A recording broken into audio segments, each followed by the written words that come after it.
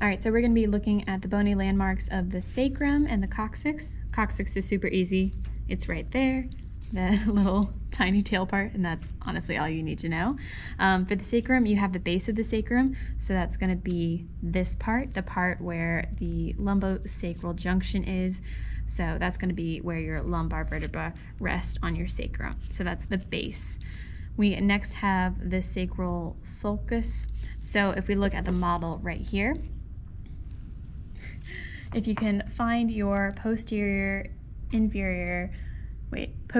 superior iliac spines right here in the back side, and then you roll inwards, that's going to be your sacral sulcus. So the little sulcus in between at the junction of those two bones. Might be a little bit harder to find on some people, but it's really easy to find in these models. So you just find posterior superior iliac spines and then roll medially. So from there we have what's called the lateral sacral crest. So that's going to be the ridges all the way down on the lateral sides of the sacrum, and then you have the median sacral crest, and that's going to be kind of like the spinous process of your regular vertebra, just running right down the middle. It's a little bit easier to see on this model.